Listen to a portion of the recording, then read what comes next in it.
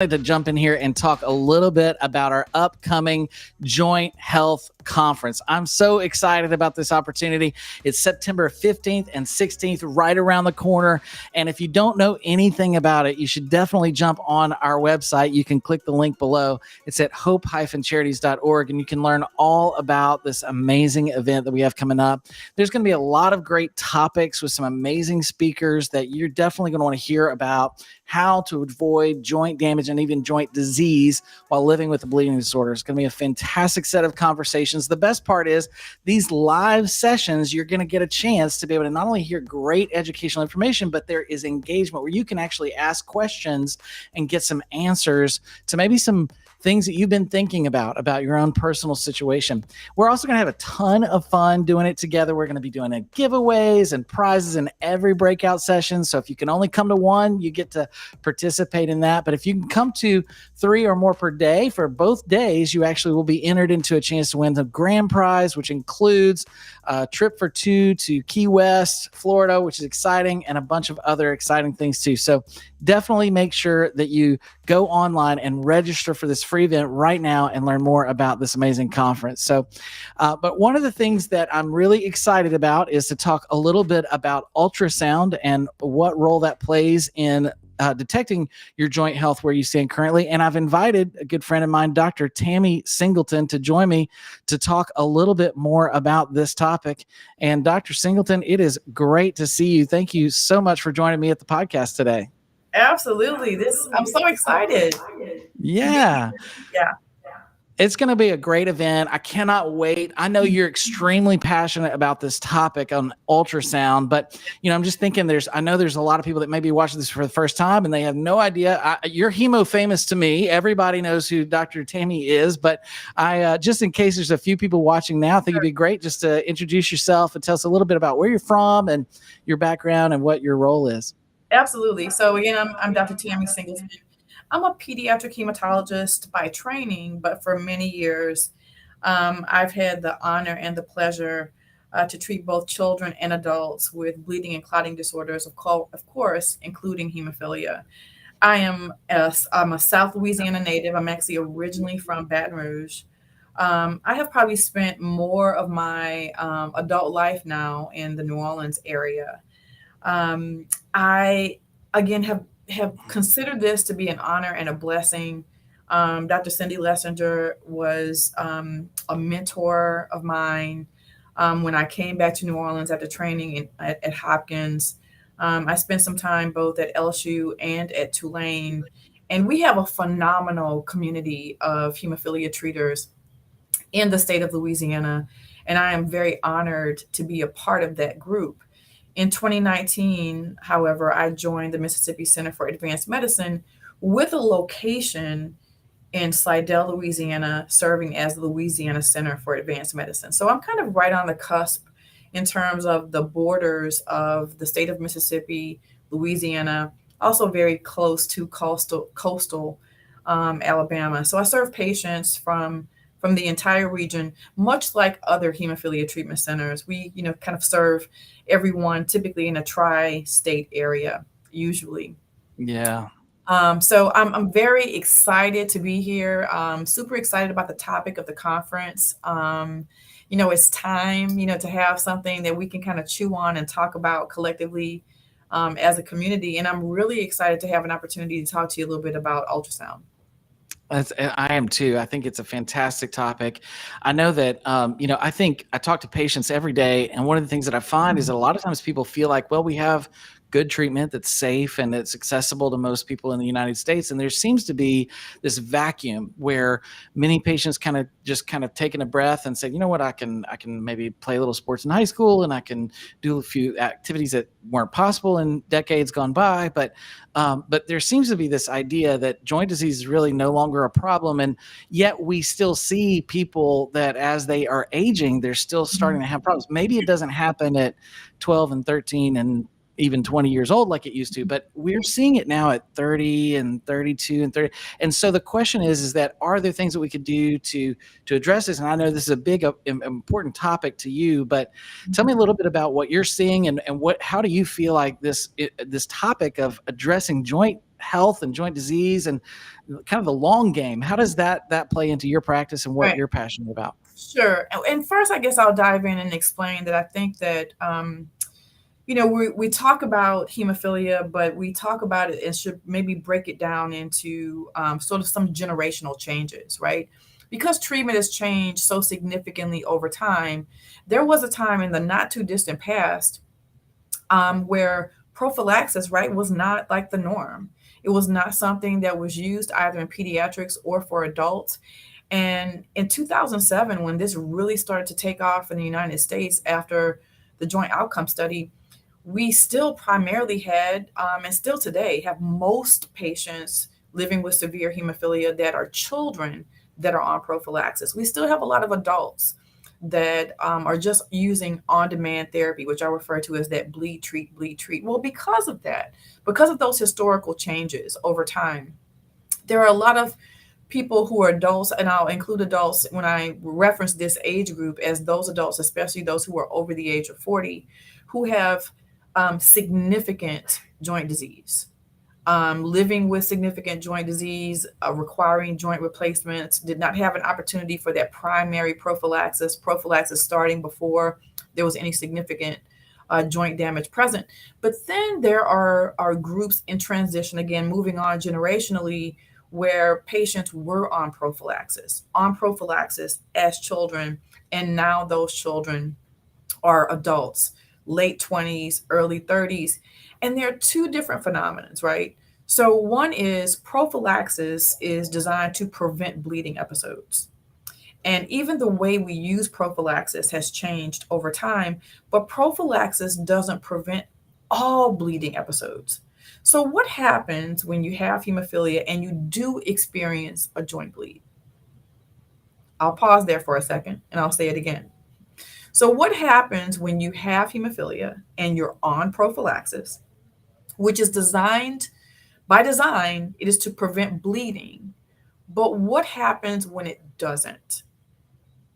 Do you have changes in your prophylaxis regimen? Are you communicating with your providers? Are you being educated about what to do when you have those bleeding episodes? Are you responding to them appropriately? Do you have a plan in terms of treating that bleeding episode to make sure that the joints that you're trying to protect with prophylaxis, that you continue to protect them?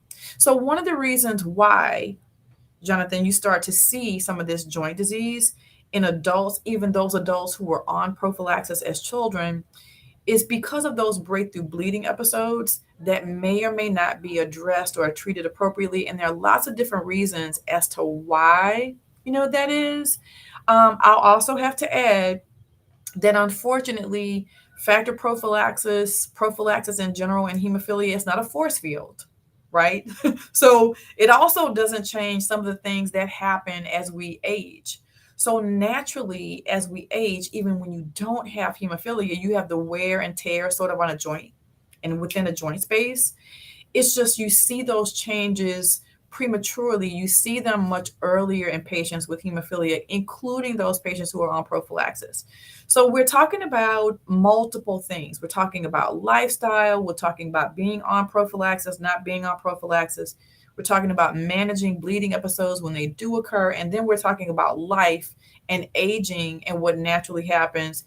And how do you want to stay or put yourself on that natural trajectory of joint aging, even living with hemophilia will be the outcome. So, when you've lived a half a century like I have, do you want your joints, my joints kind of ache and do weird things, do you want them to be like that? How can we get there? How is that possible to kind of come close to that model with the treatments that we have available now? So again, generationally, we're talking about different people, but knowledge is power, education is power, and that is sort of where I think ultrasound can come in as an additional tool in the toolbox to help us understand that. It's such a great point because there are so many, people that I hear sometimes they'll say, "Oh, I was just having, a bleed today," and then you find out later that they didn't really change anything about their regimen to address that. And, Right. living with this for a long time, I had somebody that said to me, actually, it was an orthopedic surgeon that told me once, he says, Jonathan, you can have other problems besides hemophilia. Like, it is possible, so Yeah. sometimes you don't know. And sometimes even as a person with living with a bleeding disorder, you go through, inflammation, you have bleeds, you have different things that are happening and you Right. don't Right. always know. But you bring Right. up such a great point, is that communication with your support team is really where the rubber meets the road. And I love Absolutely. this. I know you're a huge proponent of this ultrasound thing, and it's becoming more and more commonly used, I think, across the country in treatment centers. But I do believe that this is an important tool, because when we have questions or when things arise or when we're not sure, that communication now becomes even more actionable, because now we can look in the joint and see, is there something really going on? What's happening? So tell me a little bit about this journey with you as you started to Sure. integrate ultrasound and then discover the benefits of utilizing this with your patients. Sure, absolutely. So, I was absolutely fortunate as a hemophilia treater, and I had the opportunity as a hematologist to have musculoskeletal point of care ultrasound training.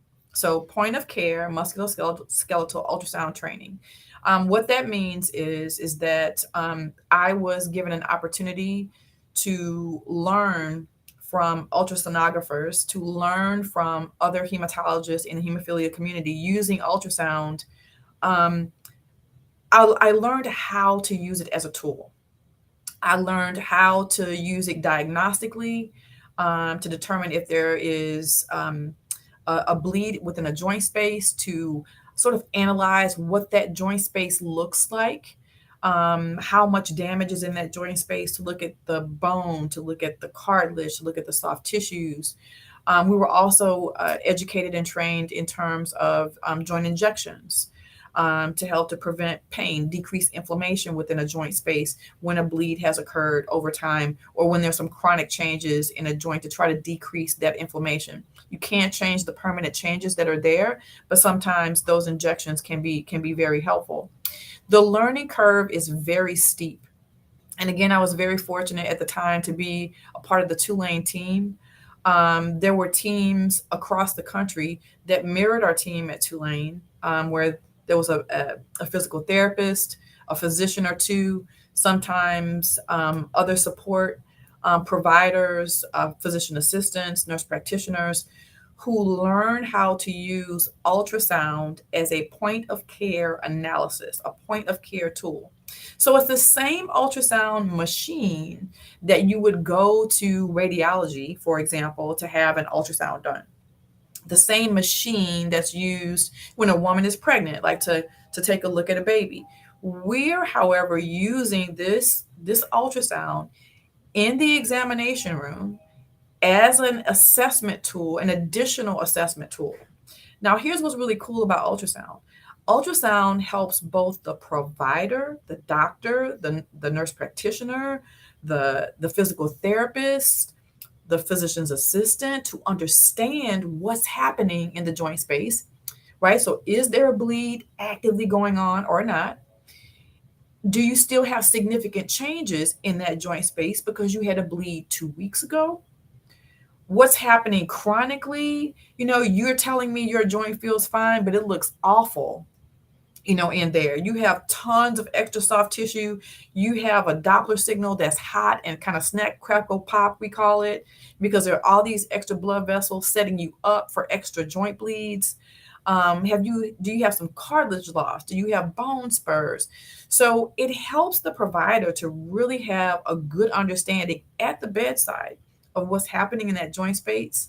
But what is also amazing is you, as a patient, can really see what's happening. And the best way I can describe it is, a picture is worth 1,000 words. I know that that's a cliche, but it is so completely true. It happens both for the provider and the patient. It is so helpful. We both have an aha moment. We have something we can go back to. We have something that we can track. Here's some of the issues though. It took a long time for me to sort of perfect or kind of master that skill. And I'm still learning. I still have to kind of go back and have additional education. I've invested years now in this. It was expensive to teach me how to do this. Again, hemophilia treatment centers, especially those that are federally funded, Tulane really invested in us to give us an opportunity to learn this skill. So when you have a center and they invest in you and allow you to spend the time doing it, invest in the machinery, and it's expensive to have an ultrasound machine. So when you have the revenue available, the support available, the time available to do this, and again, it takes some time. There's a learning curve associated with it. So it may be some time before providers across the board are educated in musculoskeletal ultrasound as a point of care tool. It's growing though. There are lots of centers that are doing it. And so I think it's one of those things that it's important that patients know about, that it's available. If your center has it, fantastic. If they don't, it's something you could ask about.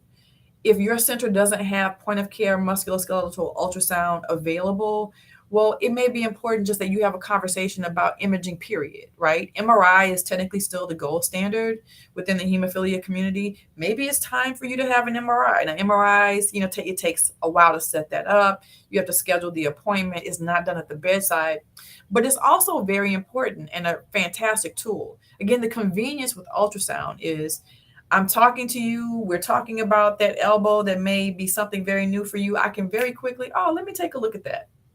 With the musculoskeletal ultrasound point of care at the bedside. I think moving forward in the future that more and more hematologists are going to use it the same way we use a stethoscope for patients living with bleeding disorders. But just for now, just understanding it's a very valuable tool. It's something that helps us on both sides. We have a clear understanding, that aha moment. Look, that's what's really happening, there. It helps me often when we're on the cusp of, do you really need prophylaxis? Do you not need prophylaxis? Even for a lot of female patients, like what's really going on in that joint space? No, I can see some significant changes here, and it's not quote unquote all in your head. When your factor levels are technically in the 40s and you should be okay, well, where you're really not. So many times it's helpful, and a big aha moment for me as a provider, even when that joint is feeling better, there's significant changes that go on for weeks within that joint space. So understanding that that joint is still vulnerable, especially for those patients who are only on on-demand therapy over time, and what that risk could be long-term is important. And it's a conversation starter, right? And it can really be a game changer for you as a patient if you were on the cusp of using prophylaxis or not. If you wanted to, continue that prophylaxis temporarily, should I? If I wanted to do that pharmacokinetic analysis with my doctor, but I didn't really, want to spend the time. But after I saw that ultrasound, maybe I should. Having more conversations with the physical therapist afterwards. Maybe you didn't see the importance of it before, but now that you've had a chance to see your ultrasound, you're like, aha. So it's an extra tool and a really great measure of what's truly happening with you as an individual. So I guess you can hear that I think it's fantastic. But I'm really excited to have an opportunity to share this little tidbit of information. We have experts across the country that, the group in Seattle, they're doing amazing things. The group in San Diego, the Tulane Center, our center, Miami, Oklahoma, New York. So there's centers all over the country who are participating in musculoskeletal ultrasound. And I think we have some momentum, and some things are going to definitely change. Well, and you hit on a good point about maybe even women who have had, they know they have a low factor level and they're not sure if it's really affecting them. Maybe prophylaxis therapy has not been recommended for them. Right. that kind of thing. I know I have a personal story of this. Actually, my oldest daughter went through this very thing. Part of the kind of thing that helped tip over the edge with her diagnosis was to be able to see that there was joint damage occurring through Mhm. ultrasound. And so that's something that I think is really, really, really critical for maybe I think the mild community, there's a lot of folks out there that know that they have mild. Oh, The definitely. last Yeah, time that they were looked at for their levels was maybe 5, 6, 7, 8 years ago. Well, I definitely. mean, we weren't even thinking about using ultrasound as a common form of detection. And I would just add this too, like for anybody that's watching this thinking, well, gosh, I've been in my treatment center, I go to a small treatment center, they don't have this yet. Something that I know for my experience is that I actually, many years before this was available, even in my center, was seeing an orthopedic surgeon that was, totally separate from the center.